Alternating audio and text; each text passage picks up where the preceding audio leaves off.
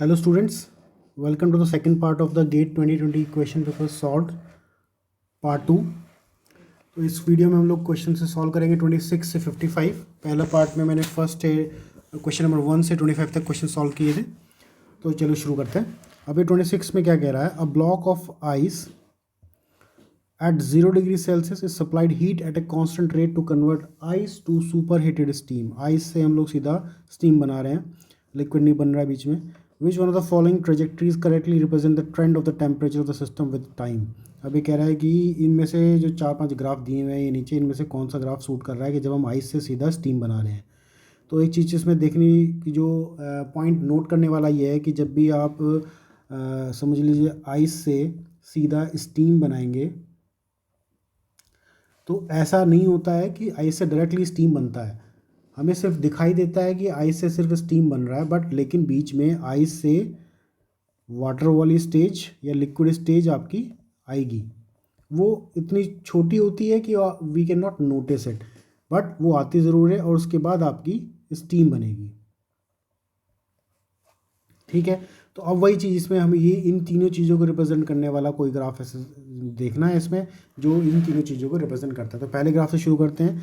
मान लीजिए ये टेम्परेचर 0 डिग्री है, वैसे तो 0 डिग्री है नहीं, लेकिन क्योंकि बाकी किसी भी ग्राफ में बिल्कुल ज़ीरो से यहाँ से ग्राफ स्टार्ट नहीं हो रहा है, या यहाँ से बिल्कुल यहाँ से ग्राफ स्टार्ट नहीं हो रहा है, सबसे थोड़ा सा ऊपर से हो रहा है, तो हम ये मान के चल रहे हैं कि ये 0 डिग्री ही है।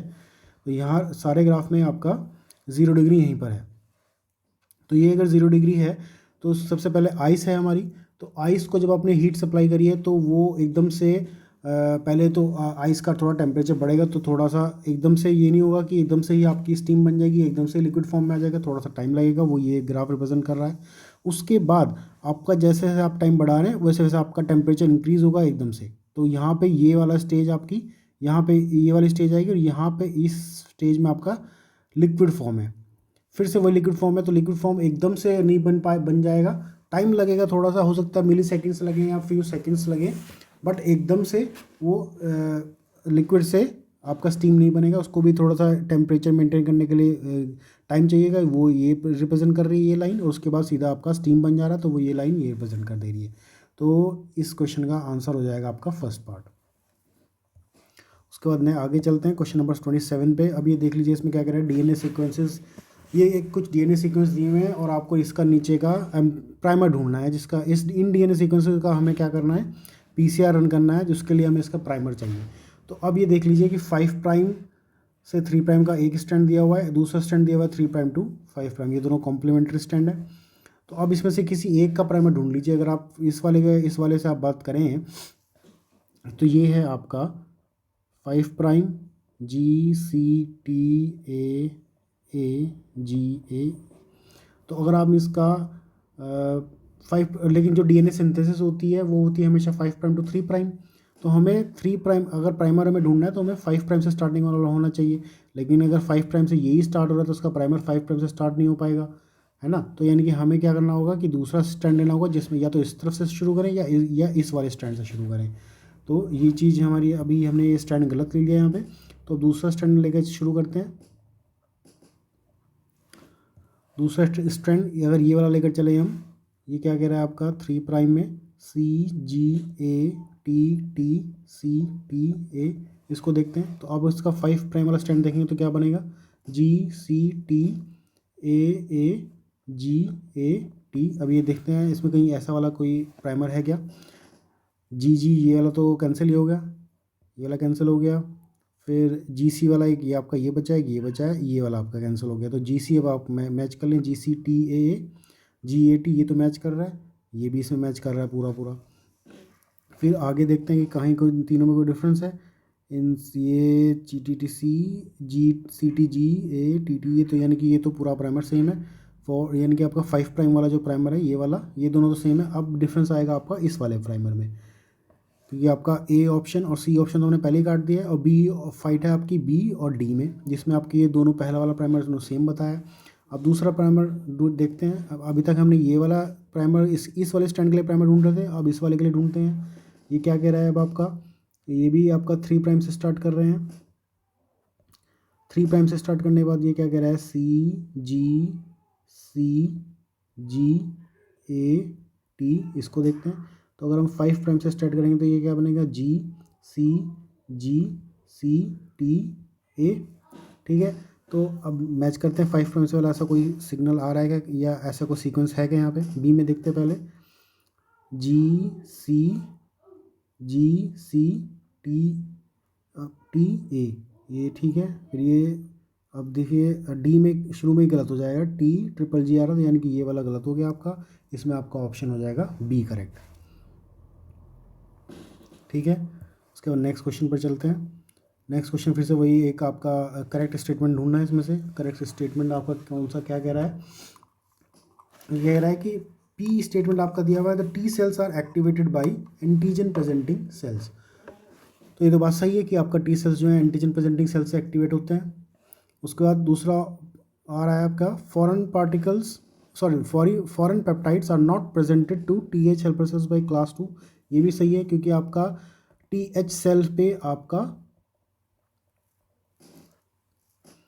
MHC1 के साथ बाइंडिंग होती है। सॉरी, ये क्या कह रहा है कि it's not presented to T H helper cell.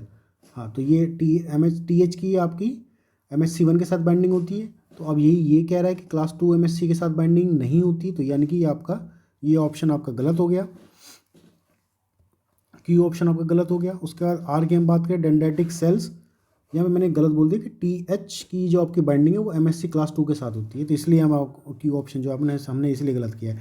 Dendritic cells are refer to as professional antigen presenting cells. ये बात सही है कि आपकी जो प्राइमरी या प्रोफेशनल एंटीजन प्रेजेंटिंग सेल्स हैं वो आपके डेंड्राइटिक सेल्स है। तो इसमें आपका ऑप्शन बचता है पी और आर, जिसमें करेक्ट हो। पी और आर आपका सिर्फ एक ऑप्शन में करेक्ट है, वो आपका फर्स्ट ऑप्शन है।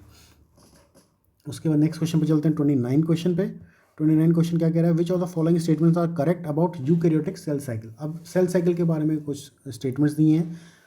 क्या कह रहे हैं, पहले पॉइंट देखते हैं, CDKs can phosphorylate proteins in the absence of cyclins. ये बात सही है आपकी। इसमें आपका जो CDKs हैं can CDKs can phosphorylate proteins in the absence of cyclins. ये बात गलत है, क्योंकि साइक्लिन्स के एब्सेंस में आपका CDKs काम नहीं करते हैं, तो ये फॉस्फोराइलेशन वाला प्रोसेस नहीं हो पाएगा। तो ये स्टेटमेंट तो आपका गलत हो गया। जैसे ही आपका पी स्टेटमेंट गलत हुआ तो आपका ये वाला भी चला गया ऑप्शन, ये वाला भी चला गया ऑप्शन, और ये वाला भी ऑप्शन चला गया। तो आपको जैसे एक स्टेटमेंट आपने आइडेंटिफाई किया कि गलत है, तो आपका ऑटोमेटिकली सिर्फ एक ही ऑप्शन बचा, आगे वाला ऑप्शन आपको पढ़ने की ज़रूरत भी नहीं है। यही आपका ऑप्शन डी ऑप्शन आपका करेक्ट हो गया इस केस में। उसके बाद नेक्स्ट क्वेश्चन पे चलते हैं, 31 क्वेश्चन पे। अब ये क्या कह रहा है कि इन टोमेटो रेड प्लांट, एक समझ लीजिए आप एक जेनेटिक्स का क्वेश्चन है, जिसमें आपकी क्रॉसिंग ओवर या आपकी गैमीट्स वगैरह वाले क्वेश्चंस बनते हैं। ये क्या कह रहा है कि टोमेटो रेड, अब रेड रिप्रेजेंट कर रहा है आपका डोमिनेंट कलर, जो आपका फ्रूट के लिए है। फ्रूट कलर एक रेड है और एक आपका येलो है। येलो इसमें डोमिनेंट है, और रेड आपका डोमिनेंट है और येलो आपका इसमें रिसेसिव है। दूसरा है आपका स्टेम कलर। स्टेम कलर में आपका कह रहा है पर्पल। पीड आपका डोमिनेंट है, और ये दूसरा कलर इसमें दिया हुआ है ग्रीन, ये आपका रिसेसिव है, स्मॉल पी से। अब ये क्या कह रहे थे, total number of progeny plants of different fruit and stem colour obtained. अब इसमें एक रेशियो दिया हुआ है कि आपको रेड फ्रूट पर्पल स्टेम वाले इतने मिले हैं, इतने मिले हैं। अब हमें ये बताना क्या है, हमें इसमें ये बताना है कि which are the genotype of the parent plant in the meeting. यानी कि ये सब बनने के लिए, ये जो 4-5 चीज़ें बनी हैं इसमें, जो अलग अलग रेड फ्रूट और पर्पल स्टेम ये सब चीज़ें बन रही हैं, इन सब चीज़ों को सेम रेशियो बनने के लिए हमारे पास इसका पेरेंट का क्या कॉम्बिनेशन था। ठीक है, तो पेरेंट का कॉम्बिनेशन निकालने के लिए इसमें थोड़ी सी ट्रिक लगेगी। पहले हम देख लेते हैं कि जो रेड फ्रूट है, फ्रूट के बेसिस पे हम लोग पहले देख लेते हैं कि इसमें फ्रूट जो रेड वाला कलर है वो आपका कहाँ पे आ रहा है। इसको देखने के लिए सॉल्व किया हुआ मैंने।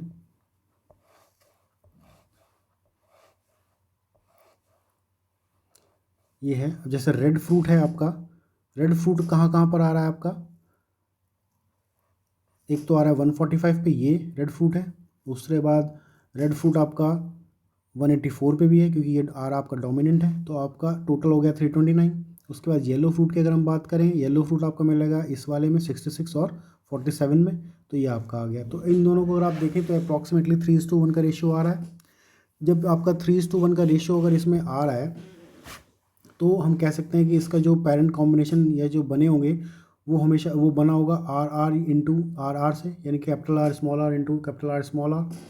ठीक है, अब दूसरी तरफ हम देखते हैं स्टेम के लिए देखते हैं। अगर स्टेम कलर के बेसिस पे देखें पर्पल और ग्रीन के बेसिस पे, तो पर्पल कलर अगर हम स्टेम का देखें तो उसमें आ रहा है 145 और आपका 66, ये दोनों आपके पर्पल वाले हैं। और ग्रीन वाले के लिए हम देखें तो 184 + 47, तो ये आपका 231। इन दोनों में आपका 1:1 का रेशियो आ रहा है।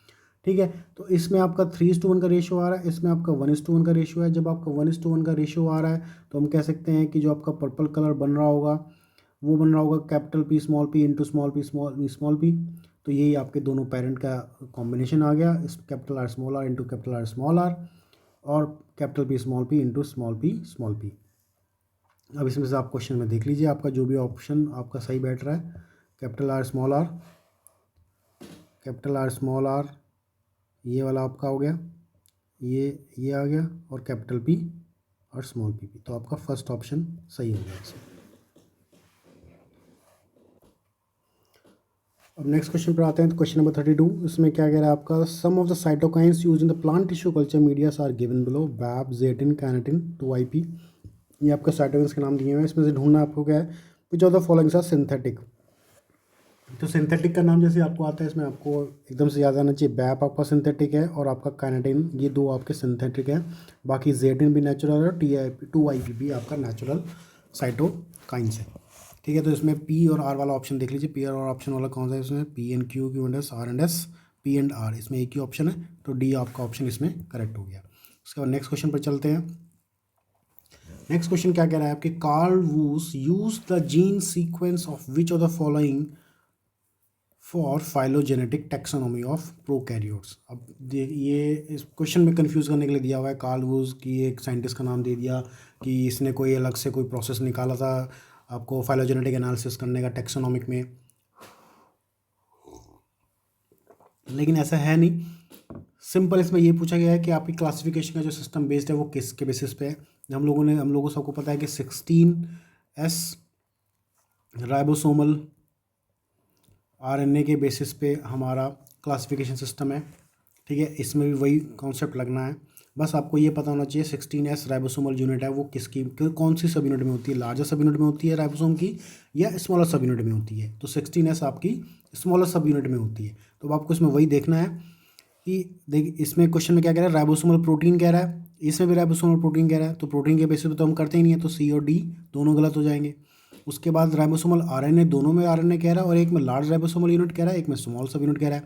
हमने अभी भी डिस्कस किया कि 16S RNA जो है आपका कार्डिलाइज करता है स्मॉलर राइबोसोमल यूनिट में। तो आपका B ऑप्शन इसमें करेक्ट हो जाएगा।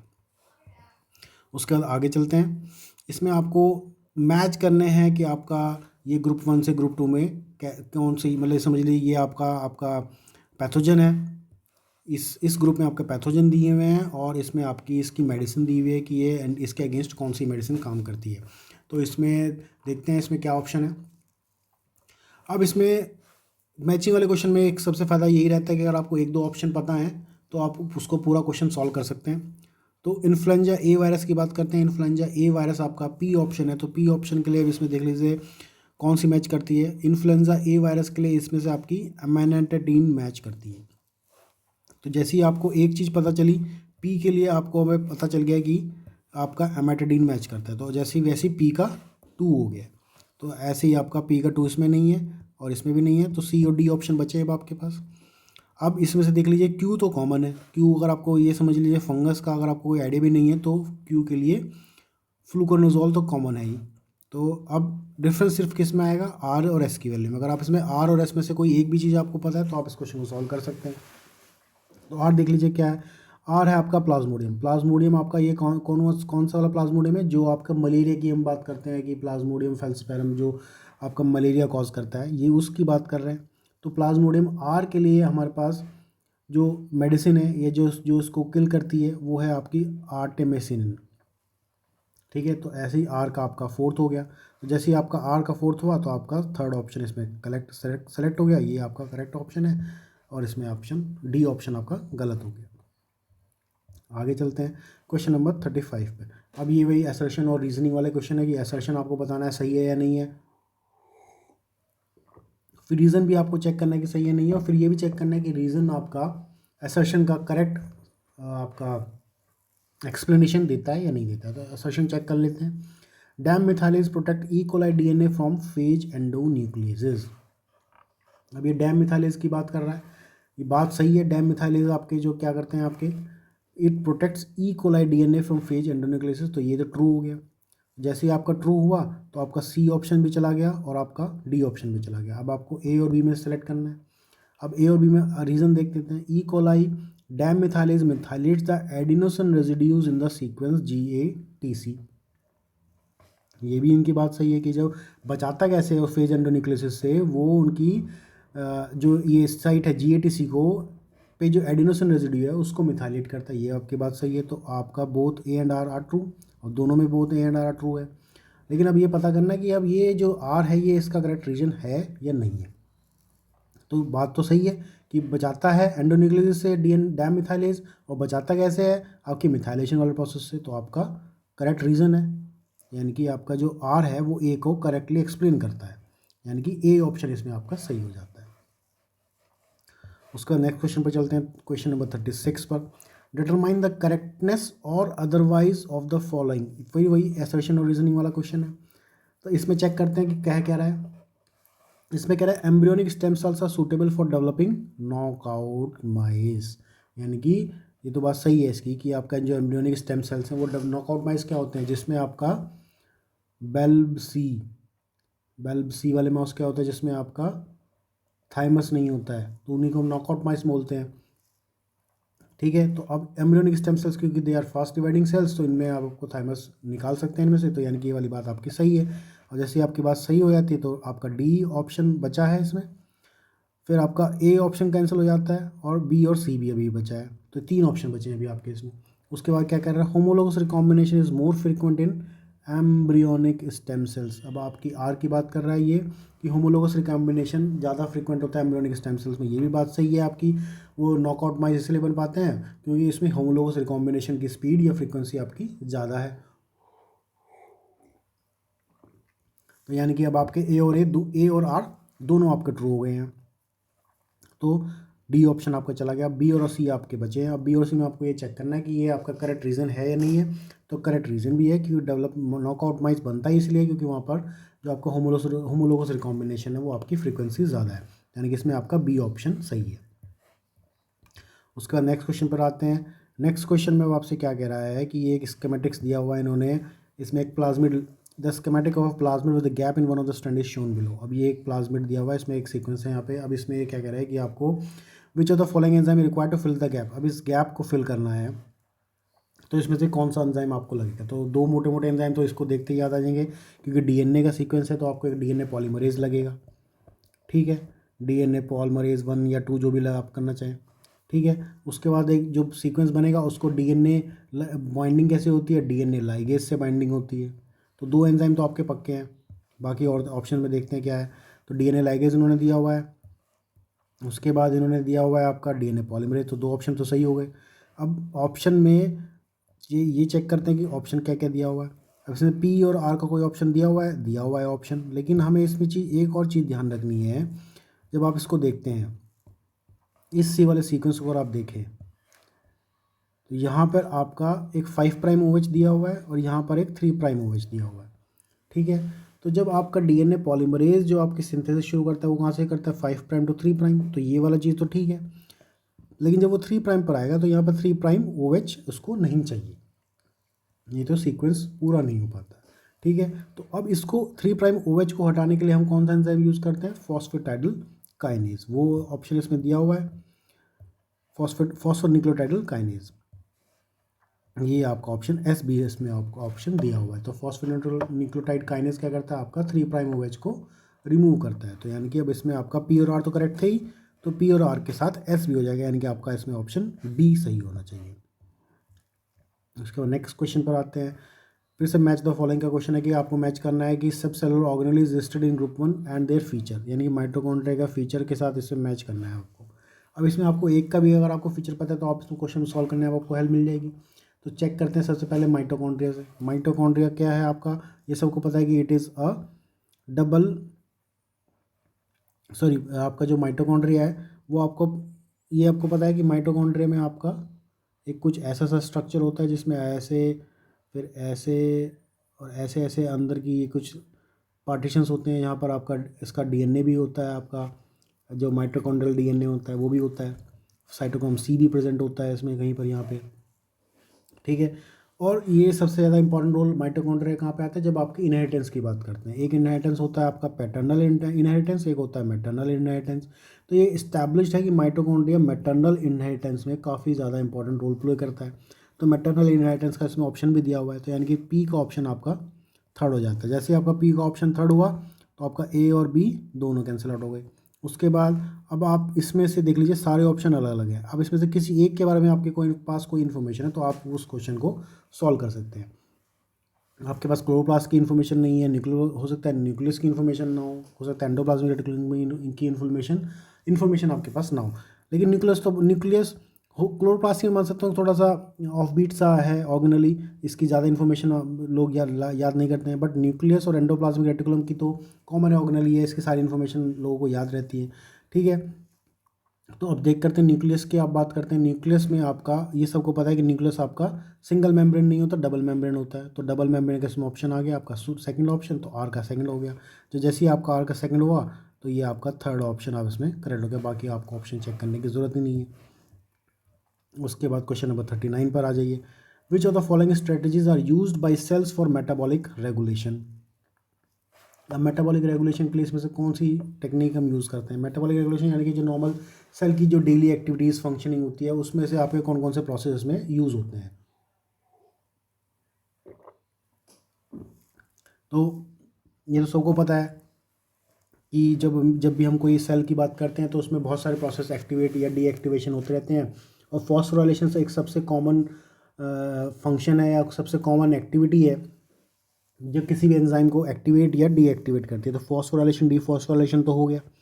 उसके बाद फीडबैक इनहिबिशन भी हम यूज़ करते हैं, जब कोई चीज़ ज़्यादा सिंथेसाइज हो जाती है तो उसको रोकने के लिए वही जो चीज़ सिंथेसाइज हुई है वही जाके उस प्रोसेस को इनहिबिट कर देती है, तो यानी कि आपका फीडबैक इनहिबिशन हो जाता है। तो ये चीज़ भी कॉमनली यूज़ होती है। एक अलग सी टर्म इसमें आ रही है एलोस्टेरी। इसके बारे में हो सकता है बाकी कुछ लोगों को ना पता हो, बाकी वैसे तो पता होना चाहिए, बट एलोस्टेरी एक अलग सी टर्म आ रही है। तो एलोस्टेरी का आप ध्यान लगाइए। एलोस्टेरी हम कहाँ से डराइव कर सकते हैं, इसको हम डराइव कर सकते हैं एलोस्टेरिक एंजाइम से। अब एलोस्टेरिक एंजाइम जहाँ पर यूज़ नाम आ गया, अब आपको ये भी नहीं, अगर आपको ये भी नहीं पता है कि एलोस्टेरिक एंजाइम क्या करते हैं तो भी आप इस क्वेश्चन को सॉल्व कर सकते हैं। अब क्योंकि जब इसमें नाम एंजाइम का आ गया है तो ये कहीं ना कहीं यूज़ हो रहा होगा। एंजाइम है तो आपका कोई ना कोई मेटाबॉलिक प्रोसेस में इसका रोल होगा। आपको ये भी नहीं पता है कि काम क्या करता है एलोस्टेरिक एंजाइम तो कोई दिक्कत नहीं है, लेकिन जब एंजाइम है तो किसी ना किसी प्रोसेस में वो यूज़ हो रहा है। जब वो यूज़ हो रहा है तो वो आपको मेटाबॉलिक रेगुलेशन में भी रोल प्ले करेगा। जैसे ही वो रोल प्ले करेगा तो ये आपका ऑप्शन क्यू वाला भी ऑप्शन आपका सही होगा। तो आप इसमें ऑप्शन देख लीजिए जिसमें तीनों ऑप्शन आपके दिए हुए हैं, वो है आपका डी पी क्यू आर। उसके बाद नेक्स्ट क्वेश्चन पर आते हैं। फिर से एक असर्शन और रीजनिंग वाला क्वेश्चन है। असर्शन क्या कह रहा है, a zygote and its intermediate immediate descendant cells are unspecialised and are totipotent. ठीक है, ये आपका ज़ाइगोट है मान लीजिए, और उसके जो इमीडिएट डिसेंडेंट सेल्स हैं आर अनस्पेशलाइज, ये अनस्पेशलाइज्ड सेल्स हैं एंड आर कोल्ड टोटीपोटेंट। ये बात सही है कि ज़ाइगोट भी अभी तक अनस्पेशलाइज्ड है और उसके जो आसपास वाले सेल्स हैं वो भी अनस्पेशलाइज्ड हैं, और लेकिन वो टोटीपोटेंट है। टोटीपोटेंट का मतलब क्या है, टोटीपोटेंट का मतलब है कि वो they are capable of developing into a complete organ. अब क्या कह रहा है, totipotent cells retain the capacity to differentiate into only a few cell types. अब ये चीज़ तो उन्होंने गलत कह दी है। टोटीपोटेंट का मतलब ये होता है कि वो they are able to develop into complete organ. ठीक है, तो आर गलत हो गया, जैसे ए आपका सही हुआ, ए आपका ट्रू और आर फॉल्स, तो आपका डी ऑप्शन इसमें करेक्ट हो गया। उसके बाद नेक्स्ट क्वेश्चन पर आते हैं। नेक्स्ट क्वेश्चन में एक आपको दिया हुआ है कि इसमें से आपको ढूंढना है कि कौन से आपके करेक्ट हैं। बहुत कॉमन सेंस का क्वेश्चन है, जिसको बायोटेक्नोलॉजी नहीं भी आती होगी, जिसने बहुत बेसिक से बायोटेक्नोलॉजी पढ़ी होगी, वो भी इस क्वेश्चन को सॉल्व कर सकता है। इसमें क्या पूछ रहा है कि जीन थेरेपी के बारे में हम बात कर रहे हैं कि जीन थेरेपी के बारे में कुछ स्टेटमेंट्स दिए हुए हैं और उनमें से आपको सेलेक्ट करना है कौन सा ऑप्शन आपका सही है। अब क्या कह रहा है, affected individuals but not their progeny can be cured through germ line therapy. अब ये सबको पता है कि आपके दो टाइप के क्रोमोसोम होते हैं, एक जर्म लाइन क्रोमोसोम होते हैं, एक आपके सोमेटिक क्रोमोसोम होते हैं, या जर्म लाइन जीन बोल दीजिए या सोमेटिक जीन्स बोल दीजिए।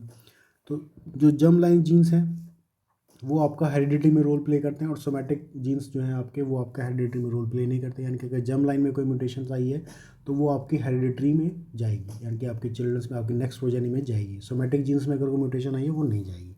तो अब यही कह रहे हैं जीन थेरेपी से अगर हम जर्म लाइन जीन थेरेपी में germ line gene therapy use करेंगे तो वो आपकी प्रोजेनी में जाएगी या नहीं जानी जाएगी, वो जानी चाहिए। लेकिन ये क्या कह रहा है, affected individuals but not their progeny, progeny में मना कर रहे हैं और अफेक्टेड इंडिविजुअल्स में कह रहे हैं। अफेक्टेड इंडिविजुअल्स में तो फ़र्क पड़ेगा ही, बट क्योंकि वो जर्म लाइन में है तो वो उसकी प्रोजेनी में भी जाएगा। तो ये आपका ऑप्शन हो गया गलत। पी जैसे आपका ऑप्शन गलत हो गया तो ए और बी ऑप्शन आपका गलत हो गया।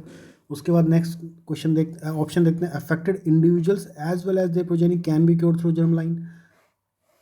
तो ये क्यू ऑप्शन आपका सही होगा कि वो तो सही होगा, अफेक्टेड इंडिविजुअल तो सही होगा ही, और एज वेल एज उसकी प्रोजेनी भी क्योर हो जाएगी, और उसी में जिस जीन थेरेपी हम लोग कर रहे हैं तो क्यू ऑप्शन सही हो गया।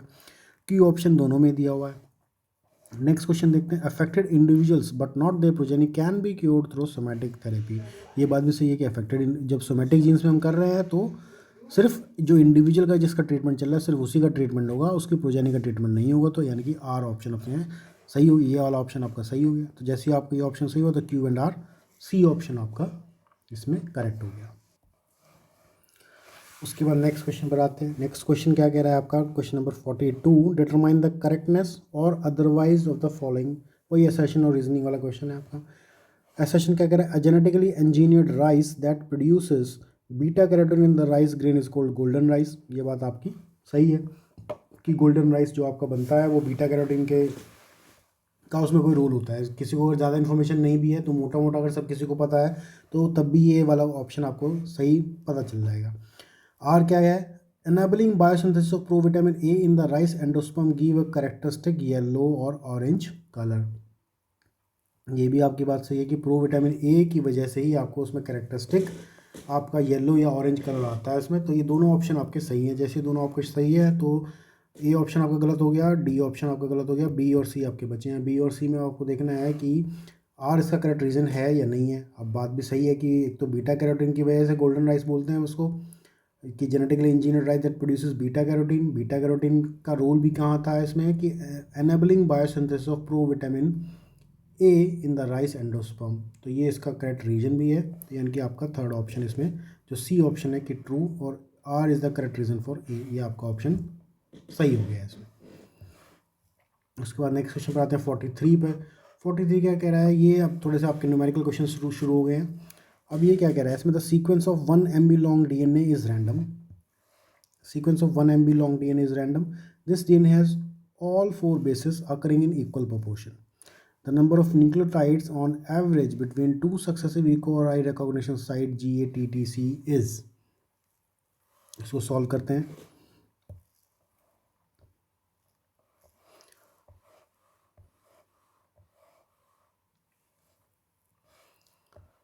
यही आपके क्वेश्चन क्या कह रहा है कि अब उसमें सबसे पहले क्या बोला है कि आपका जो चारों बेसिस है वो इक्वल प्रोपोर्शन में, यानी कि 25% दोनों present, 25% each basis is present. A की कॉन्सेंट्रेशन या जो प्रेजेंस है वो 25% है, टी की 25 है, जी की और सी की दोनों की 25 है, यानी कि इसको हम कह सकते हैं 1/4। तो अगर हम GATTC की वैल्यू निकालें कि जी की प्रेजेंस होने की प्रोबेबिलिटी कितनी है, वो है 1/4 into 1/4 into 1/4 into 1/4 into 1/4 into 1/4। तो ये कितना हो गया 1/4096।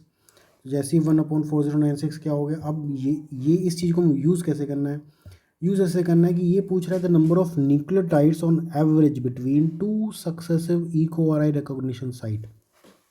यानी कि अगर ये आपका DNA सीक्वेंस है और यहाँ पर एक दो आपकी रिकॉग्निशन साइट्स हैं GATTC वाली, तो इनके बीच में जो गैप है वो कितने न्यूक्लियोटाइड्स का है, वो वाली वैल्यू आपकी वो जो अभी आपने 1/4 को 6 टाइम मल्टीप्लाई करके निकाली है 14096, वो वैल्यू आपकी यहाँ पर आ जाएगी 4096। ठीक है, अभी कह रहे हैं क्वेश्चन नंबर 44 में चलते हैं। क्वेश्चन नंबर 44 भी एक न्यूमेरिकल बेस्ड क्वेश्चन है, ये भी अच्छा क्वेश्चन था। अभी क्या कह रहा है कि अगर आपने E coli was grown in N15 medium for several generation, cells were then transferred into N14 medium, allowed to grow for 4 generation and DNA was isolated. अब इसमें अब हमें इंटरमीडिएट मतलब समझ लीजिए 4 जनरेशन के बाद जो हमारे पास कुछ, जब हमने N15 में ग्रो कराया पहले, फिर उसको हमने ट्रांसफ़र किया N14 में, तो हमारे पास कुछ N15 वाले बन गए होंगे और कुछ N14 वाले बन गए होंगे, कुछ सिर्फ N15 वाले बने होंगे और कुछ N14 सिर्फ N14 वाले बने होंगे। तो हमें उनका वैल्यू का निकालना है कि जिसमें N15 और N14 दोनों बने हो। ठीक है, उसको सॉल्व करने का देखते हैं कैसे करते हैं। हमने शुरू किया पहली जनरेशन से, N15 से हमने शुरू किया और हमने इसको ट्रांसफ़र किया N14 में। जब N14 में शुरू किया तो अब ये DNA के 2 स्ट्रैंड्स हैं। ठीक है, तो अब एक स्ट्रैंड इधर आ गया N15 का, एक दूसरा स्ट्रैंड N15 का इधर आ गया, एक N14 का यहाँ मिल गया, दूसरा N14 का यहाँ मिल गया। तो अब इसमें देख लीजिए कितने हो गए आपके, 2 हो गए।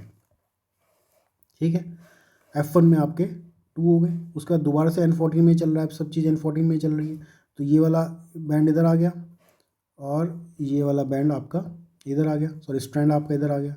उसके बाद ये वाला इधर आ गया और ये वाला इधर आ गया, और फिर इनका नया स्ट्रैंड सिंथेसाइज होगा, ये N14 ये N14, ये दोनों N14 हो जाएंगे, ये दोनों N14 हो जाएंगे, ये N15 N14 हो जाएंगे। तो टोटल कितने हो गए, 4।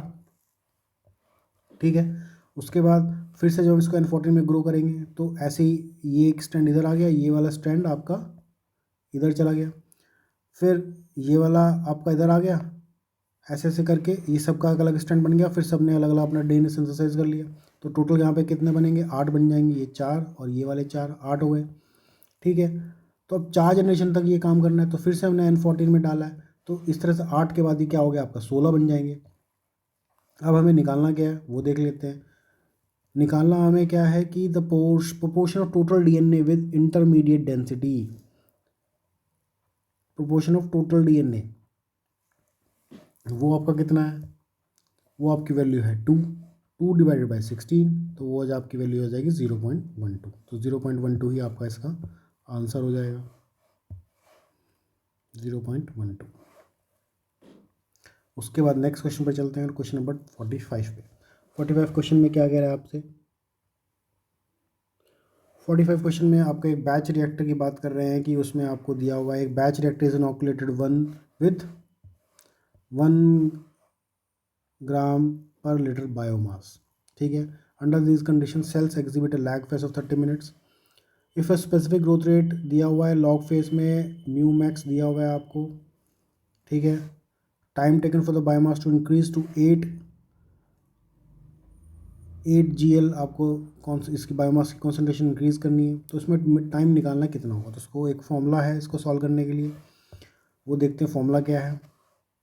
आपको दिया हुआ है म्यू मैक्स की वैल्यू आपको 0.0417 दिया हुआ है। सबस्ट्रेट आपको इनिशियल दिया 1 ग्राम पर लीटर।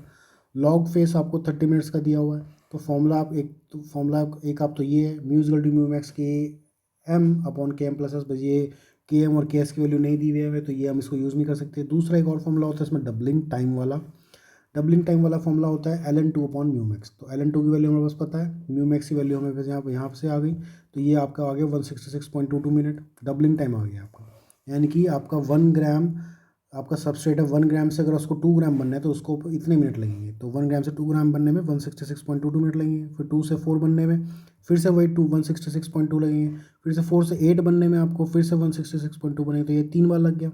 अब फाइनल कॉन्सेंट्रेशन में 8 ही चाहिए थी, तो 166.2 इंटू 3 हम करेंगे तो ये टोटल आ गया 498.66। ठीक है, ये इतना टाइम लगना चाहिए। लेकिन अभी क्वेश्चन में एक चीज़ और दी हुई है, क्वेश्चन में हमें दिया हुआ है कि उसमें लैग फेस भी आया है आपका 30 मिनट्स का। तो 30 मिनट्स का जब आप उसमें लैग फेस आ रहा है तो उसको उसमें ऐड करना पड़ेगा। तो जब 498.66 में अब 30 मिनट्स ऐड करेंगे तो 528.66 मिनट आ जाएगा। तो यही आपका आंसर आ जाएगा फाइनल, कि आपका इसमें आंसर आ जाएगा 522.66। ठीक है, तो ये वीडियो मैं अभी यहीं पे स्टॉप कर रहा हूँ क्वेश्चन नंबर 45 पे। बाकी के जो 10 क्वेश्चन बचे हैं उनके लिए मैं अलग वीडियो बनाऊँगा, नहीं तो वीडियो काफ़ी लंबी हो जाएगी। Okay, thank you.